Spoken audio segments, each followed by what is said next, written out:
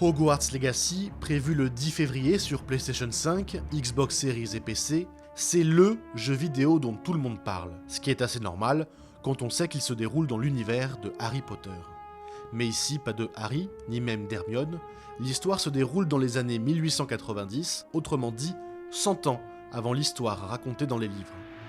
Dans ce jeu de rôle d'action, vous interprétez un étudiant en 5e année d'études, et cet étudiant, c'est à vous de le créer.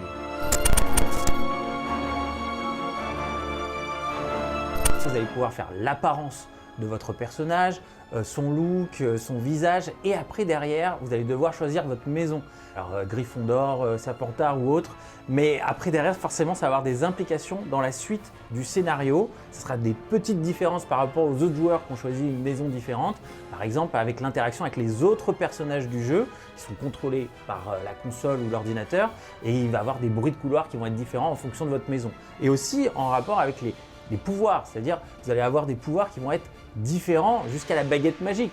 Hogwarts Legacy, c'est un jeu d'action en monde ouvert, c'est-à-dire qu'il permet d'explorer Poudlard et ses environs en toute liberté, que ce soit depuis son balai magique ou à dos d'hippogriffe, cette créature mi-cheval, mi-aigle.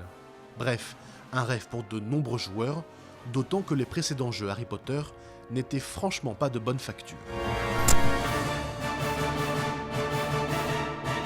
Pour la première fois à peu près dans l'univers des jeux Harry Potter, c'est pas une adaptation marketing d'un film qui va sortir et donc il faut faire un jeu très vite avec les éléments du film et tout ça. Là on a une vraie liberté de conception et du coup voilà, on enlève tout ce côté il faut faire un truc vite, il faut que ça sorte en même temps que le film. Là on fait un truc qui prend son temps. Ça fait déjà plus de 4 ans qu'ils sont dessus et c'est un jeu qui vraiment a pris par les tripes beaucoup de gens. On le voit avec les bandes annonces, notamment les bandes annonces font partie des bandes annonces de jeux vidéo les plus vues de tous les temps. Donc ça prouve qu'il y a non seulement les joueurs qui l'attendent mais aussi les non-joueurs. Scénario inédit, personnalisation poussée de son personnage, univers graphique époustouflant, le jeu ne manque pas d'arguments et devrait rencontrer sur le long terme un large succès.